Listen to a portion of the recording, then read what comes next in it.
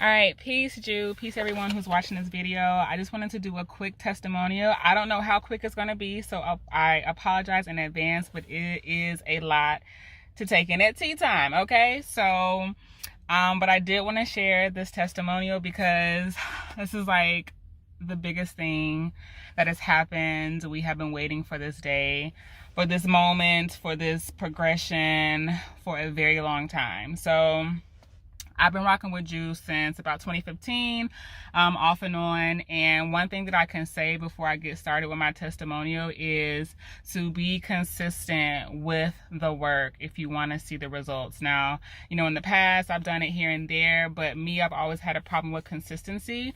But because of what I wanted and because of what I'm wanting for my future, I understand how important it is. So I just want to make that disclaimer, like, you have to do the work. So, okay, so my fiance has been incarcerated for over 10 years, and we've been in this fight for a very long time. Around 2020 is when we first started to see some change. He was given a parole date in 2020, and the summer of that year, it was actually pushed back an additional 2 years. So that kind of had us down in a funk. However, there were some different other avenues that we wanted to take to ensure that he gets released a little bit quicker, or it knocks down some time off of his total sentence. So I would say early 2021, I hired an attorney, which we're still working on, which I have no doubt that will come through as well. But there are some other things that has really transpired and is amazing that I do want to share. Okay, just give me a minute because I wrote like all of the dates down here. So, okay. Now, one thing I will say is when I did hire this attorney, we had already gotten back to listening to Jew and everything like that. And during this time, I used to joke with one of my girlfriends about hiring him. And I used to always joke like, girl, he better not play with me because, you know, I'll go off on him. Like, don't play with my baby, da-da-da-da. All that, right? And there literally came a situation to where we ended up having a very heated argument, or I would say discussion, because it wasn't really an argument, but it became very heated and I was so upset. But once I looked back and reflected, I said, okay, I literally brought this onto myself. I spoke it into existence, and then I had to take a step back.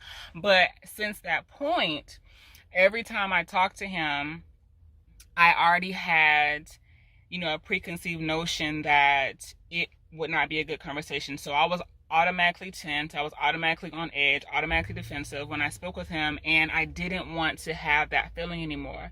And so in August of last year, my fiance and I had a conference call with Jew, and I expressed to him my concerns and the concerns that I had with doing some of the work with my fiance, because with him being incarcerated, it was very difficult for him to be consistent on his end, and because of everything that's going on a daily basis, and him just not being able to have that peace and quiet that he needs to focus. And so I was getting frustrated because of that, because I felt like, okay, we need to be in this together. But what I realized is that he can do what he can do on his end, but if anything, I needed to be more consistent in the work that I was doing on my end to bring him home. And so, so we have the conversation. Now, this is like towards the end of August of last year. September 1st, he received a new counselor, and I want to make that point because the counselor that he had before then was not the deal. Like, she was not the person who should have been in his corner, helping him. We were trying to put in requests for him to go to the halfway house, and she just was not the person that was going to be able to assist us. So literally like a week after we talked to Jew, September 1st comes, his old counselor gets switched to a new counselor. Now, on September 6th, one of my Facebook memories popped up on when I was discussing my fiance coming home, and it was dealing with the number 11. I honestly have to go back to that post. I just wrote down the little details that mattered the most to me. And what I wrote down was it had something to do with the number 11. And 11 equals truth, law, balance, etc. And in the tarot deck, it represents the Justice card. So I thought that was interesting, and I felt the need to note it here. November 3rd, his counselor puts in a new request. They deny it come January of this year, saying that, oh, he needs a medical release from a surgery that he had years ago that was already closed out. So we work on getting that together. Early February, my son has a dream that his dad is coming home, and they're on the phone talking while we head to pick him up for the airport. Now, mid-February, this was just last month,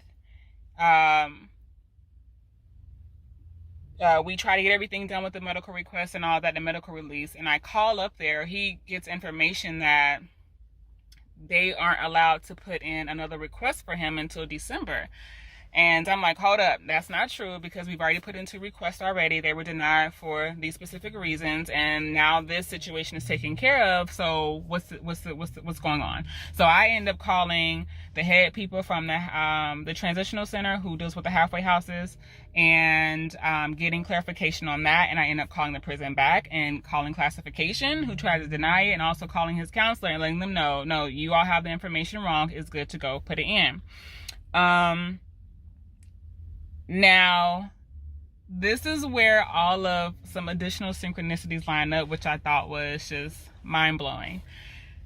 Now, January of this year, end of January 30th of this year, my friends from an old company that I used to work for, so now I have left the state of Georgia, I'm in Nevada now, but my friends from the old firm that I used to work for, they ended up surprising me with the ticket to come down here this weekend.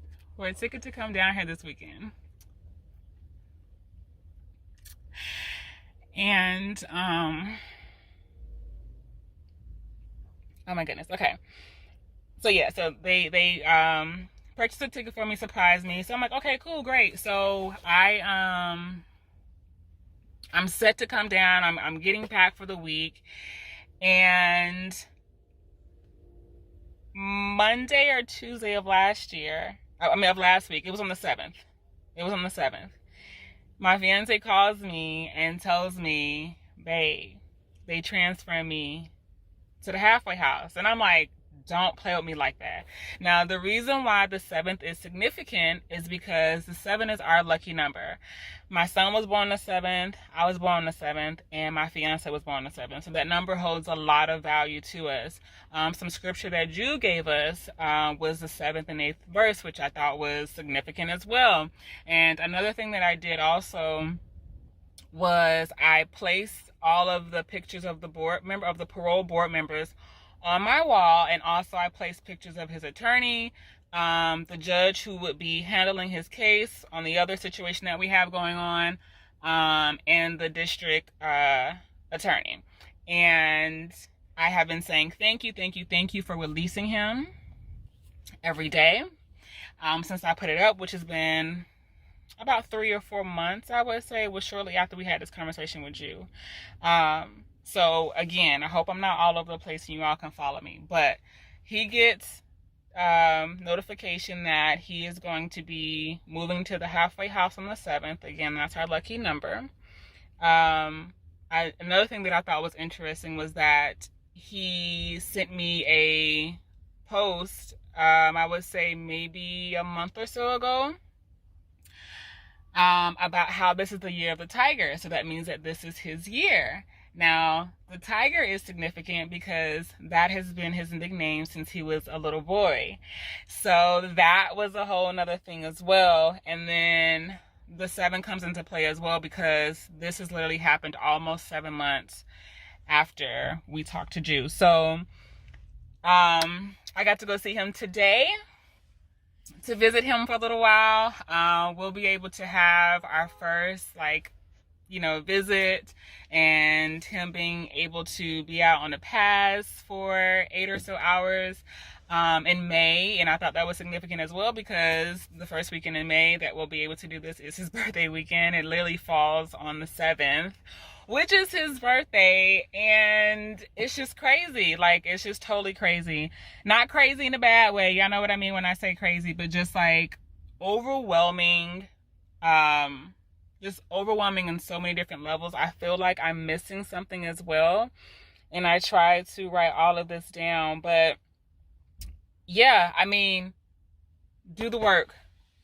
Do the work. And yes, you know, we can say, oh, okay, well, this was probably already going to happen. But the manner in which it happened, like, again, my friends buy me the ticket to come down here. I'm coming down to see them and family. You know, I can't even go see him because of COVID, and they still have like the whole restrictions going on with contact and stuff like that. So we're like, nah, well, we don't want to deal with that.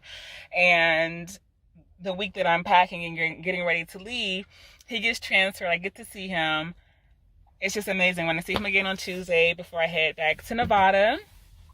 But yeah, it's only up from here. And I just want to say, again, just be consistent with the work. Thank you so much, Jude. Like, one thing that I also realized was being in the membership is that it keeps me focused. It keeps me focused. It keeps me on my grind. It keeps me on my practices. And so, you know, just have the faith, man. Just have the faith. You never know when it's going to happen, but when it happens, it is going to explode. So we are looking for him to come home officially by February. I'm going to put some work in. So hopefully he'll come home sooner than that. But again, thank you. I'm so like over the moon, and yeah, I'm just so happy. I don't even have the words to really express how I feel, but that's all I want to share with you all. I hope you have a blessed day, and hopefully I'll have some more testimonials for y'all soon. Peace.